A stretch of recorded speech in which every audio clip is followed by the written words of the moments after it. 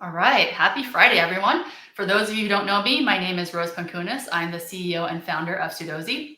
We exist to help companies grow faster, more efficiently.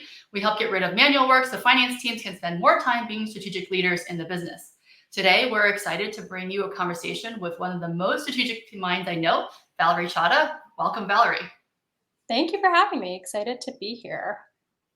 All right, Valerie, you've had many great experiences, some in finance, some in other parts of the company. Would you care to give us a little background on all the careers you've had to date?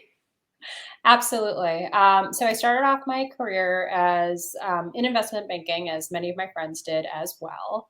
Did the obligatory 2 years. Obviously, creates a strong foundation. It's data oriented, etc. But I only wanted to be closer to driving real business value, which I think means being closer to customers. Aside from like a brief stint at a nonprofit organization, which was a wonderful organization, just not a great fit, I finally made my way over to Uber to join Rose, your team. It was one of my favorite teams of all time. In a strategic finance context, initially in pricing, which was a lot of fun thinking through some of the strategic context as Uber was scaling its ride sharing business globally. I eventually transitioned to the self driving organization in a strategy context as well.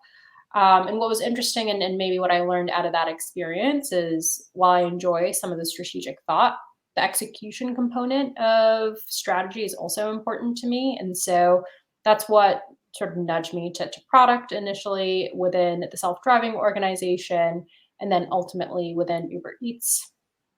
I'm now currently at a company called Grow. It is a health tech company as a group product manager. And so I'm leading some of their newer initiatives as well. That's my brief overview. Let me know if you have any questions. No, thanks, Valerie. So I remember even very early on, you came in with no SQL experience, and you're like, "Oh, this SQL thing, I can get my own data, and I can like do all these things with the data." And I just sort of saw this like huge opportunity and open up in your mind and like what you could do and the impact you can make.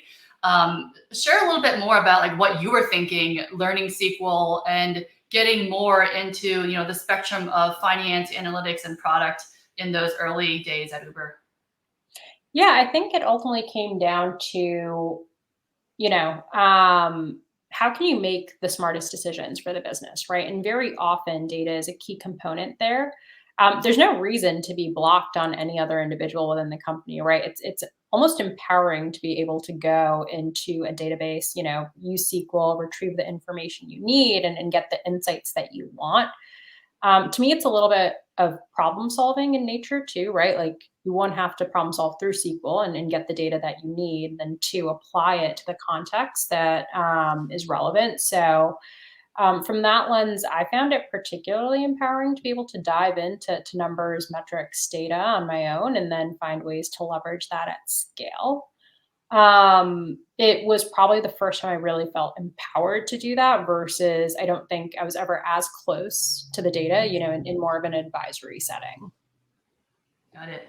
And you know, early days learning SQL, then maybe some other coding aspects. Uh, Share a little bit about those months or when you started thinking like, hey, maybe being in the product org is actually a better fit for me rather than being in the finance org. What was going through your mind? What who did you chat with? What type of products did you test out? What was that journey like? Yeah, I think part of this was the context of the company at that time, right? So obviously, it started off in finance, in pricing, but a lot of the interesting problems in pricing were also being solved by technology, right? Whether it was, Uber's claim to fame, surge pricing in some context, right? Or many of the other enhancements that came after. It's very clear to me, at least even in that initial role, that product was driving a lot of the innovation and a lot of the value, and you could unlock so much more with technology, right? Which seems obvious, right? You go to a tech company, you'd think that that's the premise, but I think once you actually see it in person and come to life, it's a whole other level. In terms of navigating my way to product, I don't know that I had a clear perspective that I wanted to do that. I think when I initially joined Uber, it just seemed like they had fun problems to solve, and I would enjoy solving those problems. And that sort of maybe more naturally led to product management over time because you're, identifying customer problems, you're finding innovative ways to solve them, you're partnering with teams to do that.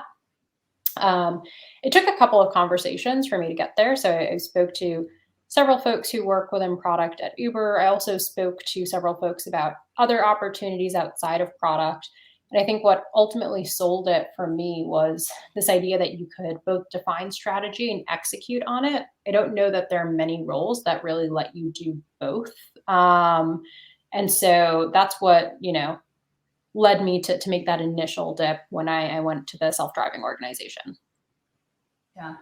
Now being a very seasoned product manager many years later, what, you know, reflecting on those first few months with, the formal product management title, how was that transition going from a strategic finance lead on Uber ATG? And what skills do you now realize you didn't necessarily have, or, what can our finance leaders who are listening to this think to maybe explore as they're exploring different opportunities? Yeah, I think the first one, which arguably would happen in any sort of like management position, is understanding that one, you're not always the expert and you're not always the one in control. I think, up until that point, any project that came my way, I could generally do end to end, right? Like I can complete a model, right, or spin up, whatever Excel spreadsheet. To the point you made earlier, I learned SQL. I could retrieve data on my own if I needed to. Hmm. I think product management was my first real experience, and I'm not an engineer, I'm not a designer. I know that we need to execute, or I believe we need to execute on XYZ projects. I, at the end of the day, can't get it done by myself if need be. So I think there's like a little bit of letting go of control and trusting others and empowering others to do the best work they can, which was a bit of a steeper learning curve for me at that point. Um, Maybe sort of the second thing, and this may be coming from an investment banking background, just have to, product management, a key component is being able to prioritize projects, right? And sort of Hmm. providing that lens on prioritization.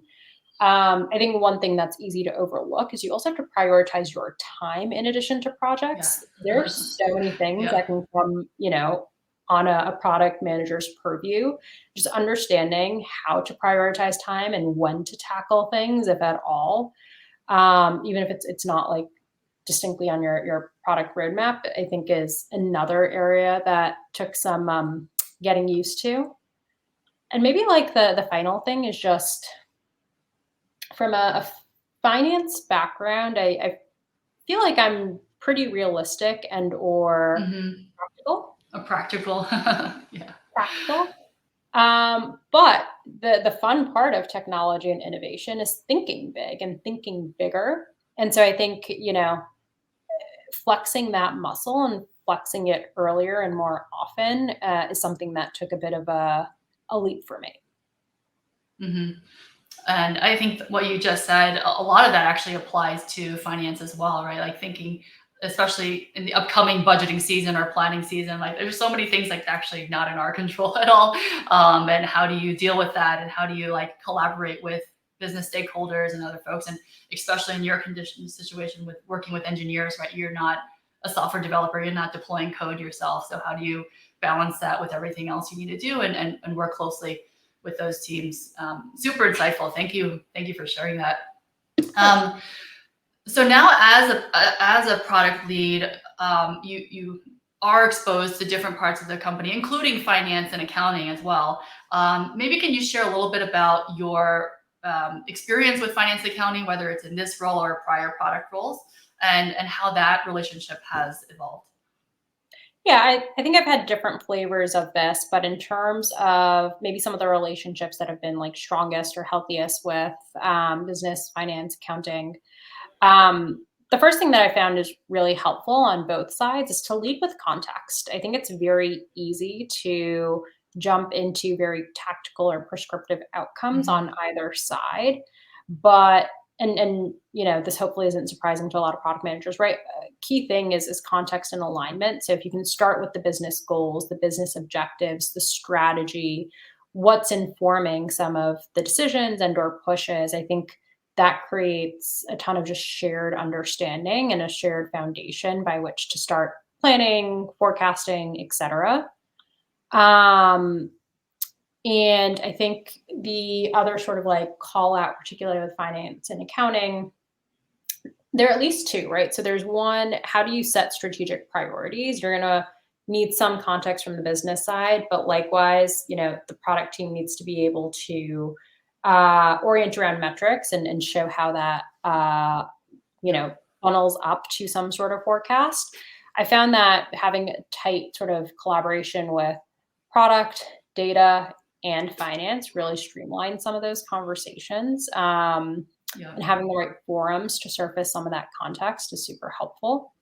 The other thing is just knowing which projects are going to be most critical to finance and accounting, right? And it's hopefully Yeah. unsurprising if you're doing something with payments, you probably want to dial someone from finance and accounting in versus something that's, a little bit more customer facing. And I think that's where, for teams that have strong sort of touch points with finance and accounting or, with payments, let's say, having a key stakeholder on finance is great to help Mhm. facilitate some of the conversations. Some of the best, product managers at Uber who worked in finance and payments, or rather payments more specifically, helped bridge the conversations between other product teams and finance as well to help on some of the shared platform goals. Yeah, those are some great tips for our finance folks as they're heading into the budgeting and planning season this next year and thinking about what are the features? Are they more finance focused? Are they payments related? Should we be involving different people in different parts of the planning? And that's how we scope out maybe the headcount requests or other resource needs of those departments too. So amazing tips there. For folks who are maybe earlier, first few years in their finance and accounting careers, just have so many opportunities in front of them, whether it's in finance and product and analytics.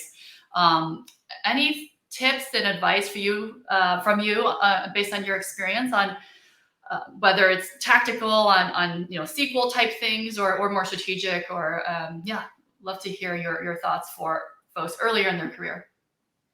Yeah, I think maybe a couple, right? So one, I think strong data orientation and getting your hands dirty in things like SQL, some of those harder skills, is never, not going to serve you. Whether you choose to stay in finance, whether you move to something that's a little more product driven, those are going to be skill sets and frameworks that you can leverage over time. Two, if folks are considering moving into product, right? I think a key call out is find companies that value both your finance experience and have opportunities to transition into tech. I think I was lucky in that Uber had pricing sort of financially related, could build off of my economics background, but I ultimately found other ways to add value to the product organization eventually and was able to make that transition. Um, and I think the only other, third tip is just continue talking to people, right? I think I've learned most from my peers, and hopefully they've learned a little bit from me as well. I think I've often learned more from my peers than from others within the Mhm. organizations, within like senior leadership. So building those bridges, I think will help because many of my peers have gone into, started off in finance and have gone into different functions, whether it's product, engineering, operations. And so they often will be windows into different areas of companies if you're looking to expand or go beyond finance. Sounds good. We'll definitely get those documented and share it out. All right, so wrapping up in the last minute or so here, Excel. I don't know how much you're using Excel these days as a product manager. Do you miss it? And if you could think back to those days where you were either in banking or at Uber cranking out the formulas, like what's the formula or the shortcut or the thing you miss most in Excel or Google Sheets? I weirdly do miss Excel. I think it's just like a weird crutch for me where I had so much satisfaction out of like a beautiful model that I had built. It's a strange concept, but yet it still brings me joy. I'm sure many folks on the call can relate to that bond. The switch to Google Sheets has been tough. I will say that that's what I predominantly use now. Um, I was weird. I wanted to use index match for everything. Like even when a simple VLOOKUP would do fine, it was always index match for me. I don't even know that I could write an index match formula now, but back then, in banking, it was my go-to for any sort of lookup. Yeah. Well, you never know. You might need to create an extra column or something. You have to have that flexibility in there. So we got 2 for 2 for index match on our guests so far, but love it. Wonderful. Well, Valerie, thank you so much for joining us today here and sharing all the insights and your journey. And we hope to stay in touch for the future. Thanks so much for having me. All right.